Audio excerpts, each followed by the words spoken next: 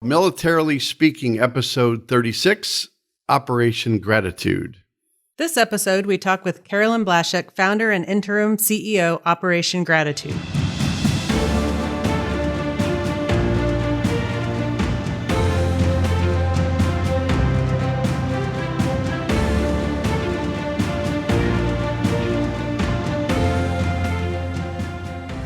Welcome to Militarily Speaking, brought to you by Armed Forces Bank. This is Tom McLean and Jodi Vickery. I'm the regional military executive for Armed Forces Bank, and Jodi's concerned about the score of her daughter's basketball game. She is the executive vice president, director of military consumer lending. I want to give them where you were today with the basketball. Where I was mentally earlier today? Yes. Yeah. Yes, I was waiting anxiously for an update from my daughter who's playing in her first high school basketball game today at a team camp. And so they don't stream it, they don't update, you just got to wait, and then my information comes from a 14-year-old. So yeah, it's sketchy at best. So yes, so thank you for that. I'll let you know how it goes once I hear from her. But welcome again to our show. We're excited to have our audience listening and learning all about Operation Gratitude via our guest today, Carolyn Blashek. I have a little bit of background to share with our audience about Carolyn, just so you know who we're communicating with today. It's a fantastic story. After 9/11, Carolyn felt a passionate desire to help fight the war on terrorism. Although then a 46-year-old mother of two, her first thought was to join the military. She quickly found out she was too old for duty and started volunteering instead at the military lounge at LAX. One day in March of 2003, a soldier broke down at her desk. He was on emergency leave from a war zone to bury his mother. His wife had left him, and his only child had died as an infant. He had no one else in his life. And he said to her, "I'm going back over there. I won't make it back this time, but it really doesn't matter because no one would even care." And I think that would be what we would call a pivotal moment, Carolyn. And right then you realize that when the bullets are flying, troops need to know that someone cares about them as an individual. And that's how Operation Gratitude was born. I can't wait to hear in her own words a little bit more about that. Sure. But a little bit more background about Carolyn. From 2003 to 2017, she devoted herself full-time to the development and direction of Operation Gratitude. President and Mrs. Bush twice invited her to the White House to thank her and the organization for their invaluable support of our military. In January of 2008, at the invitation of the commanding general, Blashek personally delivered the 300,000th care package containing the keys to a new Jeep Liberty to a soldier deployed in northern Iraq. Aptly named vehicle, right? Right. First Lady Michelle Obama, Dr. Jill Biden, and 25 members of Congress and the Obama administration joined her and 12,000 volunteers on the National Day of Service in January of 2009 to assemble 85,000 care kits for Operation Gratitude packages. Carolyn delivered the 1 millionth care package containing keys to a donated Ford F-150 truck to a sailor deployed on a U.S. Navy ship engaged in combat support activities in the Gulf of Oman. In 2010, the California First Lady Maria Shriver presented Carolyn with the Minerva Award. Is that right, yeah. Carolyn? Minerva Award? Mm-hmm. Extraordinary service on the front lines of humanity. Just an amazing backstory. Carolyn, you're a member of New York and California bars. You practiced law at Loeb & Loeb, was associate counsel for Hilton Hotels Corporation, taught as a visiting professor at Whittier Law School, and has a certificate in mediation. I think I wanted that to say meditation, but it says me. Me too. We might just take a moment. Yes. While raising children full-time, she's had several charitable and school-based organizations and led them, and was president of the board of the Women's Care Cottage, a shelter for homeless women and children. And she's currently the senior advisor to Operation Gratitude CEO. On top of all of this, a little bit about you on a personal level. You've got your husband, Robert, fellow law school classmate. Together, you've raised 2 children, 3 dogs, several cats. And your daughter, who I'm sure you're proud of, Jenna, is a social worker and the mother to your grandchildren, Justin and Haley. And your son, Jordan, is a U.S. Marine Corps veteran. And JD MBA is co-founder and COO of America's Frontier Fund, a venture facility for public benefit. So, I'm exhausted just reading about you. I think that's all fantastic. And one last thing I would say, for the past 5 years, you've served as the senior advisor to the Operation Gratitude CEO, and you're currently serving as their interim CEO. So I don't know how you do it all. I think you must have been gifted more hours in the day than maybe Tom or I combined. Yeah, no kidding. Perhaps. I don't. There's more accolades for Carolyn that she probably knows about, but our audience might not know about it. About, the 5th District Woman of the Year recently. Is that right? Yes. Some All years right. ago, yes. And you also volunteer with Bob Hope USO, right? And man, there's just a lot. And a lot that you do with the programs in the organization itself too. And one more tidbit. So I looked up Barnard College, right? I wanted to know more about that. And it gets high rankings as one of the best liberal arts college in the country. And it's named after the gentleman that was the 10th president of Columbia University. It was kind of cool to read that. I went to Denison University. Oh, wow. Which is just out in Columbus, Ohio. I always say that's the Harvard of the Midwest, but that might be a little bit embellishment. But no, I think that's my impression of it as well. Well, good. Well, congrats on though. I mean, Columbia for the law school and Barnard, that's high accolades for those two universities, colleges. Thank you. Well, I would say welcome, Carolyn. It is clearly our honor to have you on the show today, and we're just grateful that you're here with us. It's evident already in just sharing that Operation Gratitude's done an amazing amount of good work over the past 20 years. Can you tell us, in your words, how Operation Gratitude got started? I know I had the little bit of the story in your bio, but I think it would be powerful to hear that from you directly. Oh, well, thank you so much. And really, the honor is mine to be here. So I appreciate your inviting me. Well, the blurb that you read, actually, tells the story basically that this really was all started because of 9/11. And I was from New York originally and grew up there, and my whole family was there. And on September 11th, my parents were supposed to be in the towers that day meeting with financial advisors. So I didn't know until the very end of the day that they were actually fine, because it took them all day to get back home. Wow. But it was very clear to me that day that we were a country under attack. And I felt at the time that I had already lived a good part of my life. And I looked at my children. I did not want them to have to fight this war. And I felt, well, I'm going to do it. I'm going to go out there myself. And I did try to join, went to all the different recruiting stations, because each one I went to said, no, you're too old. Oh, no, you're too old. Oh, no, you're too old. I'm like, okay. But then I went home, to be really honest, I went home and I started calling them, because I figured, okay, if they can't see me, they're not going to maybe figure it out. And they still said, well, ma'am, you're too, they would always get around to, well, how old are you? I said, oh, that doesn't really matter. Well, yes, ma'am, it does. It's just a number. It's just a number. 40s are the new 30. Right. Well, I work out every day.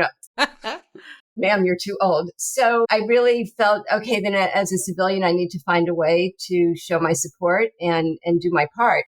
And interestingly enough, if you dial back the calendar and the clock, all that time, and go back to 2001, there really were very, very few military support organizations in existence at that point. Right. A lot of it was the Cold War dividend that, we weren't at war. And so people just didn't really think about it. There was no draft, et cetera, et cetera.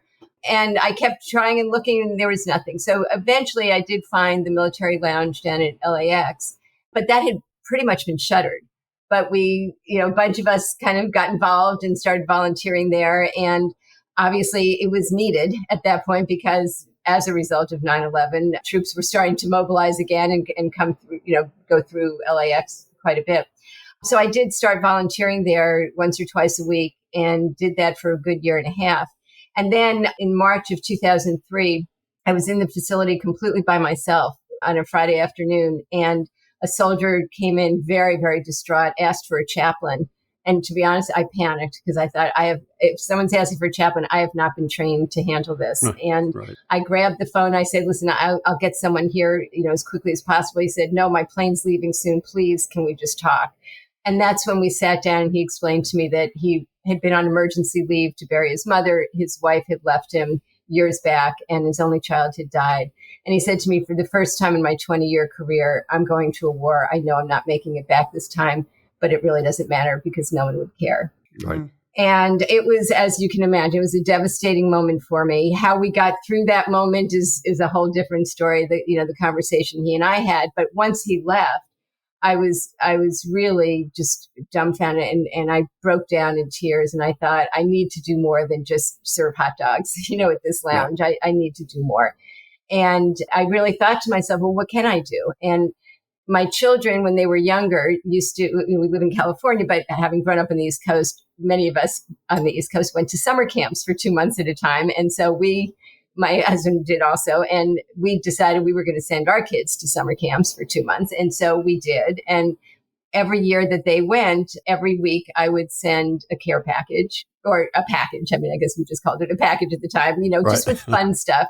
And every single day I would write them a letter, even if it was just a postcard thinking about you. And I thought, okay, well, that's what I'll do for the troops. Easier said than done, as it turns out, because whereas in previous conflicts, you could write a letter or send a package addressed to any American soldier, and it would actually get delivered somewhere.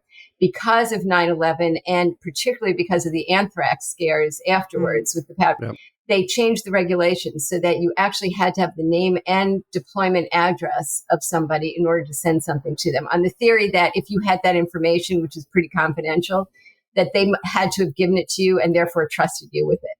And so I did not know a soul at that time. I mean, my life just was such that I had not come across people who were serving. And so I thought, well, how am I going to do this?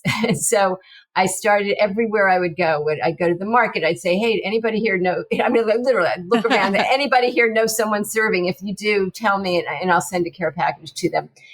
Well, one day and it turned out it was a day or two before the invasion of Iraq happened.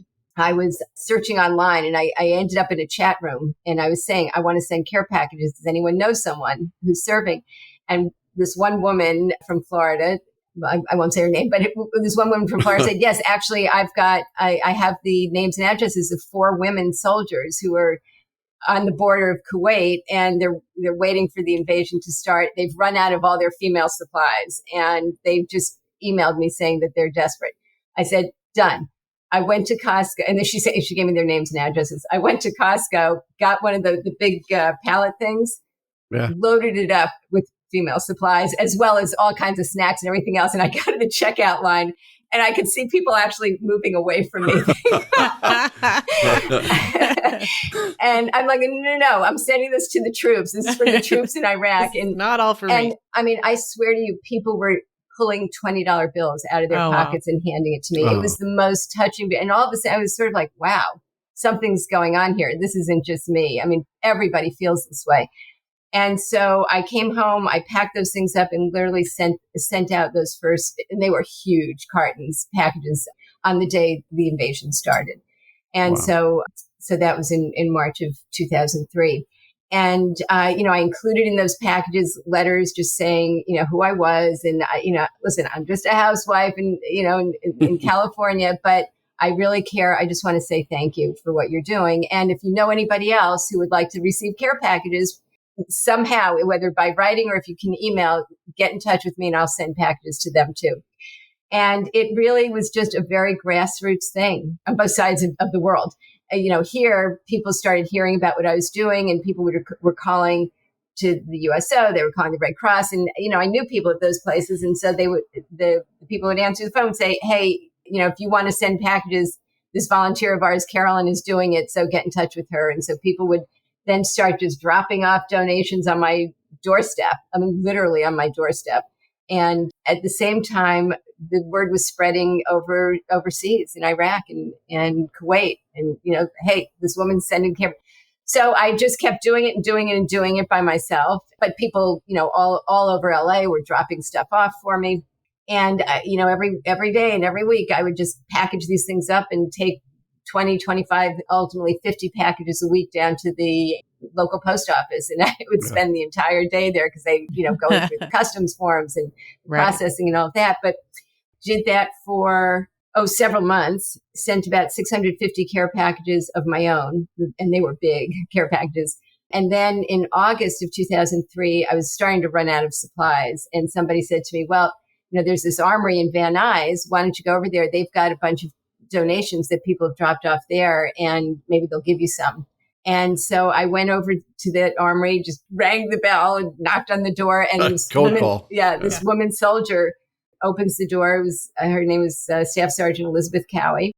And she said, what do you want? And I told her, and she said, come on in. And we started talking. It turned out she was doing the exact same thing I was. People would drop off donations at the armory and she would package them up. And she did know troops, overseas, and several of her friends, in fact, who were over there. And we kept talking. And I said, I'm starting to realize that the holidays are now around the corner and they're all still going to be there. We all thought the war would be over by August, right? We thought we'd get Hussein and be up. No. So now we're realizing it's going to keep going. And she said, hey, let's join forces. You move your stuff in here. I'll open it up. I'll provide the logistics for you. We can have volunteers because I wouldn't let people, come to my home and help me. Right. I mean, my friends I would, and let's see what happens. And that was how it all started. Wow. So you just stumbled across the real estate to be able to do this endeavor, right? Yes. And it was just, Well, you that found made it. all the difference. It made all the difference because we had that facility for free for 13 years. And, we couldn't have afforded to do this otherwise if we had to pay, rent on a warehouse. I mean, now we're in a warehouse, but it's a fortune. And frankly, that's getting harder and harder to cover as well. I love the part of the story in Costco where when they found out what you were doing, people were pulling money. I mean, that was such it made me think about that. That was just a little bit of a different time, I think, in our country. I mean, I was younger at the time, and I remember my parents had the yellow ribbon around the tree in the front yard, and we didn't know anybody either directly, but it was just sort of a national sentiment. Yes, it really was. And the sad thing is that, today, it's 22 years later, really.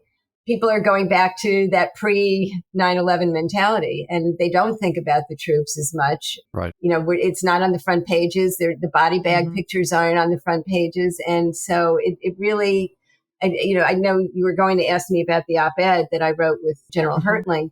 And that really was the message that we were trying to convey, that even though it's not on the front pages, the fact is deployments are higher than they ever were. And higher than they were 20 years ago, 15 years ago, when we were really, sort of in the heyday of developing and growing. The pace and the numbers are much higher, and yet people aren't thinking about them. We are, and we're certainly thinking about the troops, and we're thinking about their families all the time. And that's why we keep on going. That Lieutenant General Hertling that you just mentioned, when I saw that video, when you were going back and forth, where he says, you don't know who I am or something. I've got 39,000 people that you need to serve. And then you said, you don't know who I am. And then next thing you know, you delivered 39,000 care packages. Yeah, it was great. So the interesting thing is that General Hertling was really responsible on the military side for really giving us that boost to become a very mainstream organization. And because he was the first high-level military person who recognized the power of what we could do and the morale boost that we could provide to all the troops who were deployed. And the funny story, the backstory with him is that I was so naive about the military. I didn't even know what a general was. And somebody sends me an email in all the hundreds of emails I was getting in those days and says, here's the email address of a general in Iraq. Write to him and ask for troop names and you'll get them. I'm like, okay, I don't even know what that means, but zero intimidation factor. So, dear General Hertling, I swear to you, I had no idea, what I was or who I was addressing. And so, I said, hey, I'm so-and-so and I send care packages. And if you send me the names of all your troops, I'll send them all packages. And that's when he wrote back and said, I'm sorry, but I don't think you know who I am. I'm the assistant division commander of the 1st Armored Division, and I've got 39,000 troops. I'm like, okay, well, send me their names. We'll get packages to them. I love that. And the response was, bring it. Yeah. And the way I ended up in Iraq for the 300,000th package was some years later. Obviously, it was a few years later that we got to that high number. But the soldier who was going to get that package was actually one of General Hertling's soldiers, were under his general command. He was back at that point as the assistant division commander, or as the division commander. And I emailed him. I said, hey, guess what? One of your soldiers is getting this package. It's going to have the keys to a Jeep. And, can you do something fun for the delivery? And he said, well, how's this for fun? You come bring it yourself. So that's how I got to do that. It was fabulous. Too cool. Yeah, that's awesome. It was great.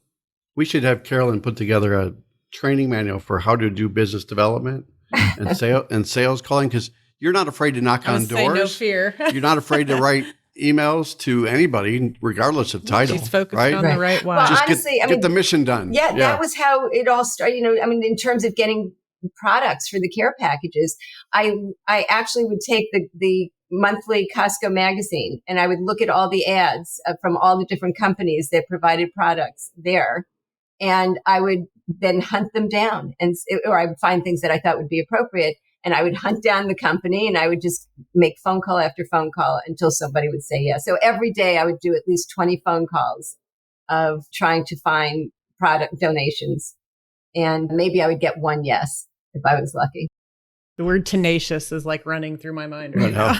Well, it was passion. Love it. It was the passion that motivated me because I just so desperately wanted to say thank you and to make sure that every one of those soldiers and Marines and airmen and everybody knew that we cared. I think especially around the January, February, March timeframe when they send Girl Scout cookies out there. Yep. Yeah. Who doesn't want a Girl Scout cookie? Exactly. Right? And we get loads of them. And we love sending them. Mm-hmm. Oh, yeah. So let's go to the programs for Operation Gratitude. Mm-hmm.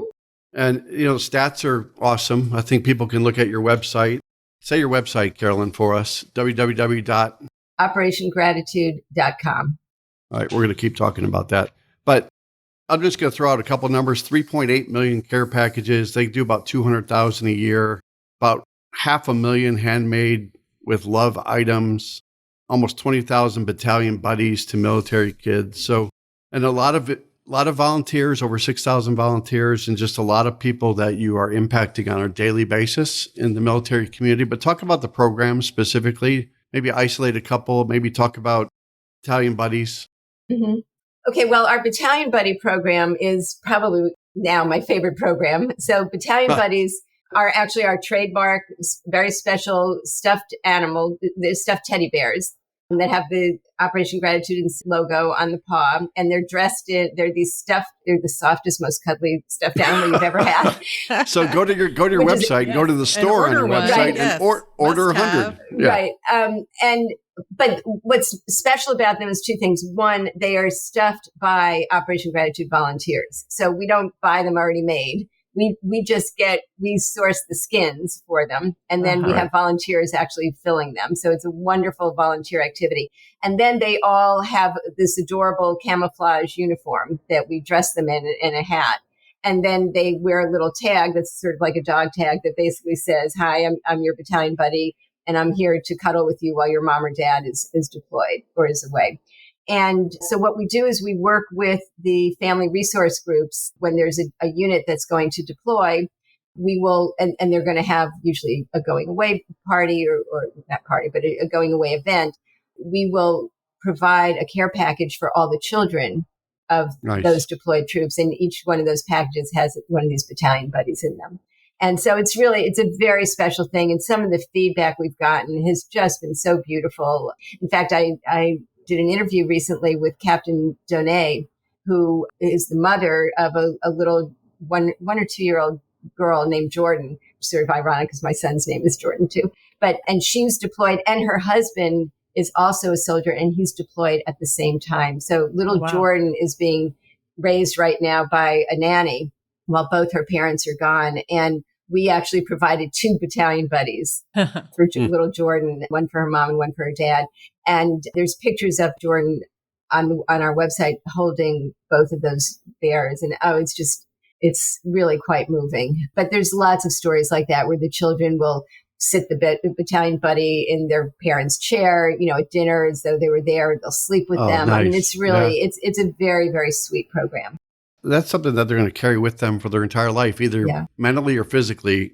They're going to have that as something that reminds them of the value of what it means to serve, and that you've got family supporting our country. Right. Very much so. Very much so. We weren't connected with you personally years ago, but when my husband was serving, we made a bear for my son dressed in a camo, and he still has it, and he's 18 years old. You're always going to remember it. Oh, that's beautiful. That's wonderful. Yes. So I may keep it when my son moves away to college here in a few weeks, and I need something to snuggle. Well, I will be honest with you. When my son ended up joining the Marine Corps years after I started Operation Gratitude. And boy, I'd never thought that I would ever be making my own, care packages for my own child. But when he was deployed and I would be at the armory and, overseeing an assembly day or something, I would carry around a battalion buddy with me all the time. I mean, it was just as much for a parent. And I've often joked, well, we should really provide these battalion buddies for mothers and spouses too, because it was like a lifeline for me. Oh yeah. Something to hang on to for sure. So you've been doing this for a while, a couple of decades, matter of fact. What are the secrets to your success? I mean, we have the pleasure of talking to a lot of different organizations, all with kind of a common thread of trying to do the right thing for the people that serve and their families. What has caused you to be successful? Maybe give our audience a little bit of a view behind the curtain. I think we've heard some of your leadership style already and some of your answers just with the persistence, the tenacity. You're clearly focused on the why, but what other things would you say have led to your overall success?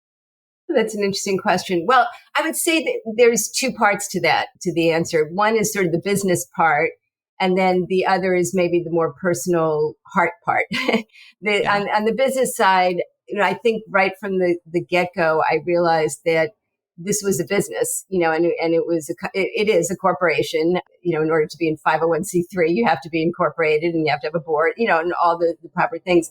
And what I realized was that the bottom line was not, or what was under the bottom line wasn't going to go out to stockholders. It was going to go back into the business. And that's what made it a nonprofit. And just so I would always start out with the theory that we can only do what we can afford to do. So financially, we had to be very careful, and that we could never just manufacture more widgets. We could only meet people's charitable intent, and people's charitable intent with Operation Gratitude was to send another care package, to be able to say thank you to service members. And so I always kept that very front and center. Is doing X going to contribute towards sending that care package and saying thank you to a service member who's deployed? And so I always had the ultimate respect for our donors' dollars. So that I would say was sort of on the business side of just making sure that we were staying within budget and that we were honoring our donors' intent. On the personal side, I think it was really about passion, and just feeling so strongly in the mission. But it wasn't just me. It was everyone who was involved with Operation Gratitude. First of all, we were all volunteers for the first 9 or 10 years. I mean, nobody got paid. This thing was really built on the backs of volunteers. Many of those volunteers, particularly the really key ones who we call them blue shirts, which is sort of a Navy, term. They were the volunteers who stepped up, and they would go to that armory every single day. And then when we would do the assembly days, we would do it 3 days in a row. We would do like long weekends or 2 days in a row if it was a regular weekend. And they were the ones who really built the organization. And many of them were Vietnam veterans. And so for them, there was a whole other meaning of doing this, of moving past what they had experienced and trying to ensure that no service member ever had the response that they had, that they had to live through. So, I bless them all the time because they were the ones who built this. I was mostly sitting behind a computer and on the phone and, pushing it all forward. But it was really those volunteers who made this all happen. And in my opinion, still continue to make it happen because we really are a very, very volunteer focused organization. And I've always said we have a dual mission. It's to say thank you to the service members, but it's also to provide opportunities for every American to say thank you. Well, those are the volunteers. Those are the people who are doing the things that create the care packages and get them sent over. I think I still believe most people are good, and to provide a way for them to figure out how to channel that good towards something that's valuable and important to them is a service on the back end of this too. So yeah, I love that it's dual purpose. Well, exactly. And whenever we think about what we can do as Operation Gratitude, it's always about, is there another thing that we can have volunteers do? Is there another activity that we can provide, not just at our facility, or on an assembly line, but also from their homes, from their schools, from their churches, from their workplaces. We always are looking for ways for people to get their hands dirty, so to speak, and actually be active. I think one of your qualities is leadership by example. You set the stage 20 years ago. You got your hands dirty. You were hands on. And when people see that from a leadership perspective, they will gravitate to you and they will share that same passion because you sort of invoke that. And it's a zero tolerance policy, right? Just show the passion and share the passion. I'm going to switch gears a little bit to your partners out there. You've got some partners for Operation Gratitude. So tell us a little bit about those partnerships and how they've advanced your mission over the years. Well, thank you for asking about that. Yes, we've had many, many corporate partners over the years. And I hate to even name any one of them because I will insult so many others. Yeah. But it really goes back to the very first year when we started getting corporate donations. So the early partnerships were mostly donations of product that could go into the care packages. Over time, those relationships expanded to include financial support, which is obviously critical. And as we've grown and all that, and especially when we started to have to pay for our own facility, everything became way more expensive. So the corporate financial part was great. But then what we also started doing after about 10 years was these employee engagement activities. So we would partner with companies that wanted to provide volunteer opportunities for their own employees, but on their premises, not on our premises.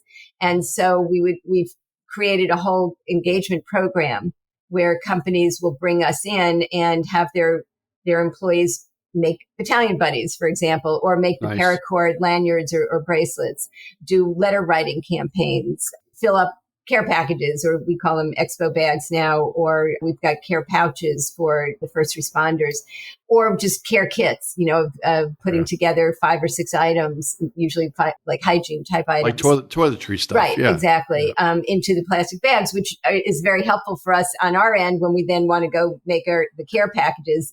Then just that packet becomes one of the items on the assembly line. And so those kinds of partnerships have been phenomenal. And the reason I loved it so much was that while my mission was to provide an opportunity for every American, to say thank you and to find their place at Operation Gratitude, when companies would open themselves up to having activities at their facility for their employees, that opened up all these new people for us, all these new volunteers, and they were helping us reach new communities of people. And sometimes the companies would open it up even beyond their employees to their local communities. And so that was the way we could get Operation Gratitude, our tentacles all through the country. True. Yeah. And that's what I loved about that program. Yeah, no, I was thinking about what she said. I know you're absorbing and thinking about how we might do something here. I know. I'm thinking, that'd be fun. If it's not Van Nuys or LA or New York, somewhere in between here in Kansas City, Missouri, we should be doing the same kind of thing, or Fort Leavenworth. Oh, that'd be wonderful. All the locations where we have Armed Forces like Bank. That for even corporate headquarters, which isn't located near a military installation, to give that group who also care deeply about the clients that we serve an opportunity to give back. So sorry, I was chasing that in my own mind and how we might pull that off. Oh, well, we would love that. We'll definitely work with you on that. That'd be fun. Awesome. I even wrote it down with the check mark. I know. That's my things to do flag. So I know Tom a few minutes ago talked about some of the results that are available on your website. I want to give you a chance to expand on those or to offer up other ways to look at that. You do the good work that we've talked about with the care packages and the handmade items. I'd love to hear some more about those too. But would you expand on any of the results that Tom shared in terms of the number of care packages or the people that you've had a chance to connect with or volunteers that have served, any of those things? I think the scope is amazing here of what you've done. You're sweet. Well, I mean, I could speak to all of those things. Well, as you mentioned, we've now sent over 3.8 million care packages, which is a wonderful thing. I think that that's a big number. But the bigger number is actually, if you think about the number of hands that touch those care packages, because that to me is really what's important. I mean, every single care package is filled with anywhere from maybe 20 to 40 items. And those items have come either from companies or many of them have come from individual Americans or groups around the country that either did collection drives or the handmade items, which are really special to us. The handmade scarves, the paracord, the letters. We've got a bunch of other, cute handmade kinds of things that we encourage people to do. So there are all those hands. And then there's, getting it to the post or getting it for shipping from their location to us at our location. And then we have volunteers at our facility who sort all that stuff out and they, into inventory. And then we have the assembly days and all that stuff is brought out onto the floor and the volunteers help with that. And then hundreds and hundreds of volunteers will come in on an assembly day and we set up the line, and there's people behind the line putting the product into the packages. And then there's people walking the line, pushing the packages. And then there's people who tape it. And then there's people who, run it over to the bin. And then there's people who put the labels. So every care package is probably touched by somewhere 25, 50 people or so. Yeah. And then there's the one recipient, but then there's more than the recipient. There's all of their comrades around, because sometimes we'll just get an individual name and that person will get the package and they'll share it with everyone in their unit. Mm-hmm. Or if a whole unit gets our packages at once, they'll also be sharing. But then there's their loved ones and their family back home that see that also that the American people are supporting their loved one well deployed, so the ripple effects of what we do are huge. So that number 3.8 million packages sounds great. And it is. I mean, I'm not denying it because every one of those care packages cost a lot of money to send. Yes. $25. Well, it used to be $15, but now everything's gotten so much higher. It's $25 a package. So that's a big number and it's a lot, but it reflects so much more and so many more people who've participated. So even the number that you gave about 6,000 volunteers, I mean, that's like at any given moment, we've got 6,000 people, around the country who are doing something at that moment for Operation Gratitude. Yeah. The fact is we've had hundreds and hundreds of thousands of volunteers. Times each day. Yeah. Mm-hmm. Yeah.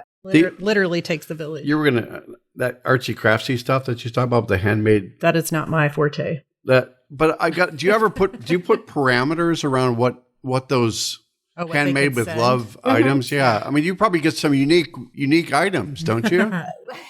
We could, but yes, we do. That can't be sent. Yeah. We have specific lists of things, and we've got instructions for how to make them, and parameters. Because listen, we'd love to send blankets, but our box is just so big, and it's not going to fit a big blanket. We will provide those to the VAs or something like that. But the scarves, we need them to be a certain size so that they'll fit in the care package along with all the other stuff. And the paracord lanyards or bracelets are made with a certain length of paracord because we tell the recipients, you have 5 feet of paracord in this bracelet or this lanyard. So if you need it in an emergency, just know that's how much you've got. So we want to make sure that everyone is made with that amount of cord. So that's our Handmade with Love program. And actually we have a whole Facebook group called Operation Gratitude in Action that's run by our staff member, Kelly, who's been with us forever. And she's in charge of the whole Handmade with Love program. And she meets with those people all the time. And it's like a whole community unto itself, which is really beautiful.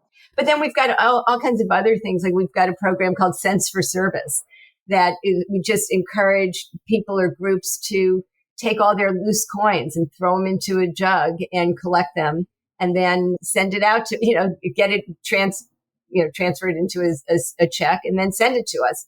That's something that everybody can do where they work, where they live, where they, pray, where they learn, etc. And that program is really fun because that was actually the idea of it was started by 2 5th-grade girls years and years ago.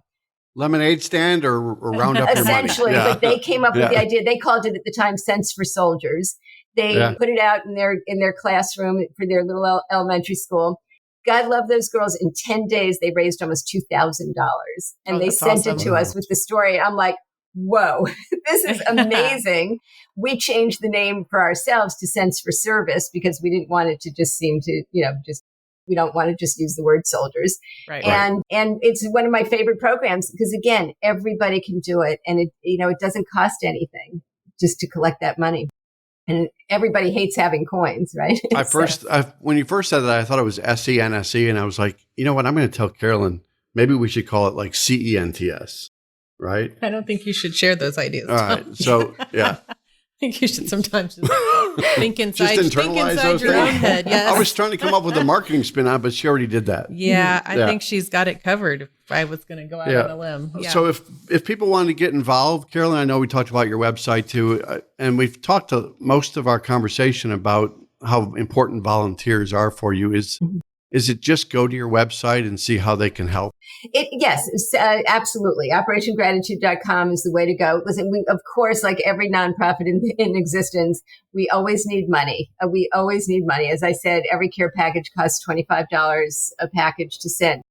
But I also appreciate the fact that not everybody can afford to send lots of care packages financially, but I also know that everybody wants to do something. And our goal is to provide a place for every American at Operation Gratitude. If it's a matter of just writing letters or drawing, if you're too young to write, you can draw a picture. And trust me, those troops love the kids' pictures, and they decorate their tents or their huts or where they're staying with those pictures. And it's beautiful.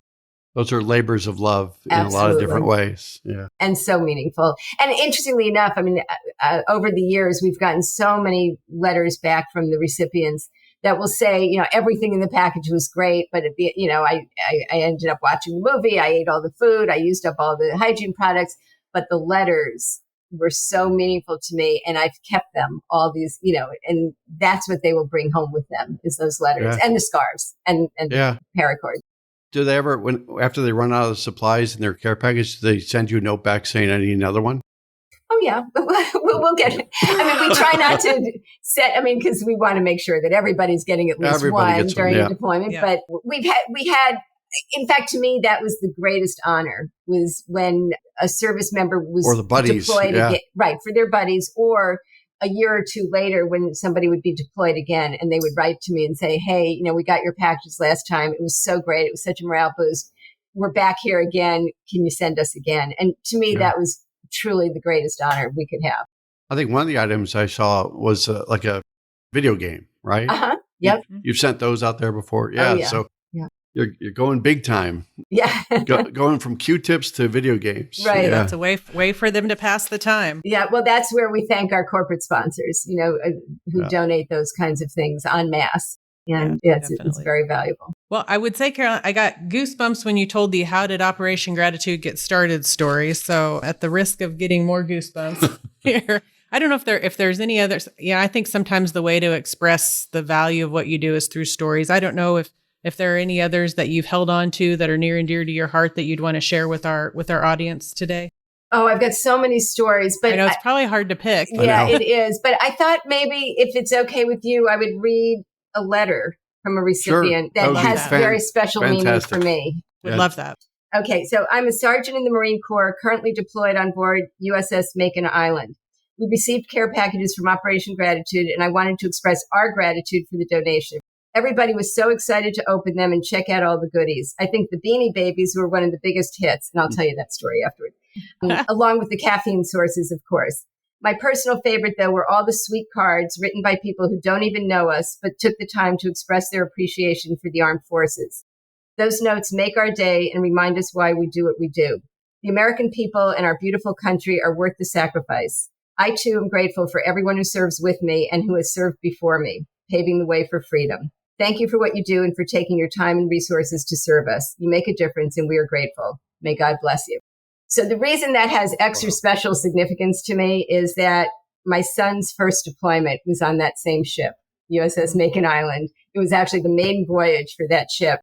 And I remember the impact on me when I was making his care package. I mean, I kind of alluded to it earlier in this conversation, but I remember being at the armory and we were sending care packages, not just to my son, but frankly, to the entire strike force. So we were doing about 6,000 care packages that day for his Marines, for all the sailors on Macon Island, as well as the other ships sailing with them. And it was a big assembly day. We had hundreds and hundreds of volunteers there. And I was walking down the assembly line making my son's package. And I was totally in my own head, it was a very surreal moment because I couldn't believe I was actually making my own child's package. At one point, I heard a noise and I looked up and I saw this sea of people, of volunteers, just passionately making these care packages.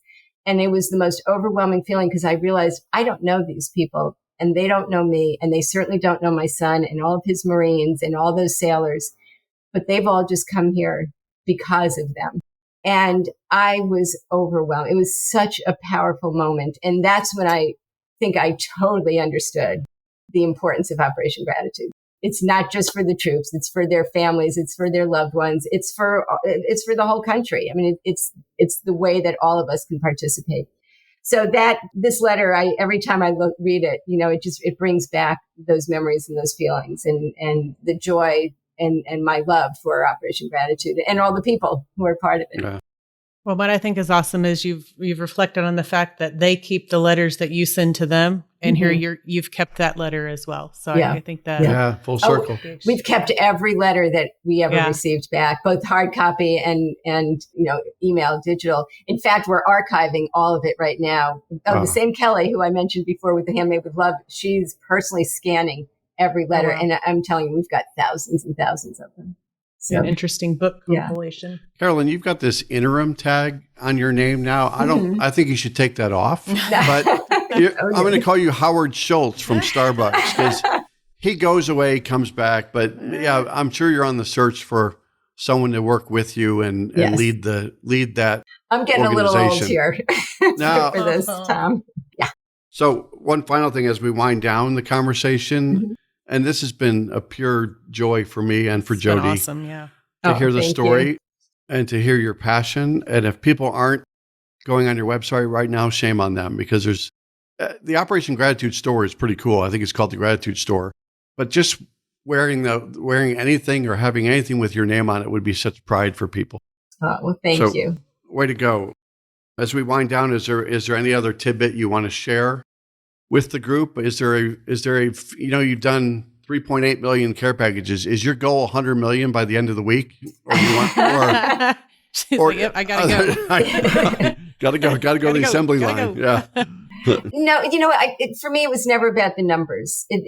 I don't want to set arbitrary goals and say, oh, we've got to get to that. We've got to get to that. Okay. It's not that. I want to provide a care package for every person who requests it, certainly, or who we receive a request for. We would love, ultimately, the real vision is that every person who serves knows that the American people appreciate them and care about them and value their service. And so we do it by providing care packages. That's how Operation Gratitude does it. Well said. And so I would love that for the day to come that every person who serves really believes in their heart that the American people care.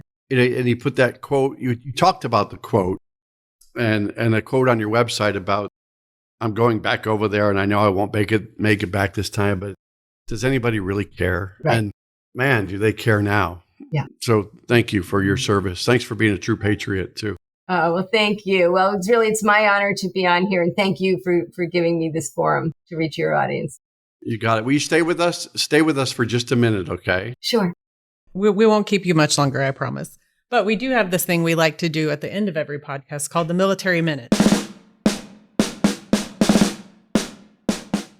I'm going to change the name to Sense for Service. I got to change it. I'm going to steal that. At least now you'll have something to work on for the whole rest of the day instead of your actual job. Yeah. So it's a trivia game we like to play with our listeners. So last episode's Military Minute question was, which actor was offered the role of Jack Dawson in Titanic, which we established I'd never watched, but turned it down? Carolyn, do you know that? You can't text Annie, okay? You gotta. I didn't know. Who was supposed to play the role? I actually know this, and I can't. No, you don't. The name. I thought. Well, I once read it. I feel like I did, but no, I don't know it. I won't come up. It was Johnny Depp. See, and she felt like I knew with certainty I didn't know that it. Might have changed the whole narrative, right? If it was a different. That would have been weird. Sometimes you got to have the right actor doing the right thing. You do. That's for sure. You do. So if you answered that correctly, watch for your name to drop as the Military Minute winner for last episode, and I'll tell you what that means in just a second. But to fast forward to this week's Military Minute, what is the name of the poem that was the inspiration behind wearing red poppies on Memorial Day? Nobody answer. Carolyn, don't answer. This is for the audience. That one. Do you know that answer? Mm-hmm. Don't say it. Okay. I won't say it. Well, she could go on her social media and answer. If you think you know the answer, when we drop this podcast, make sure that you comment your answer and you will be entered to win a chance for $50 for you and $50 for a charity of your choice, just like whoever answered Johnny Depp last week. And then you can decide what to do with that. And I heard today loud and clear that OperationGratitude.com has opportunities to put that $100 to good use. I agree. Yes. If you enjoyed today's episode, go out to afbank.com and subscribe to the show. Also, make sure You rate us and you leave us a comment on your favorite podcast platform. And those platforms include Apple Podcasts, Spotify, and YouTube. So thank you, Carolyn. You did a fantastic job, and I can't wait to share your story with the audience. Oh, well, thank you again. I really appreciate this. It was great to meet you. Thank you so much. Thank you.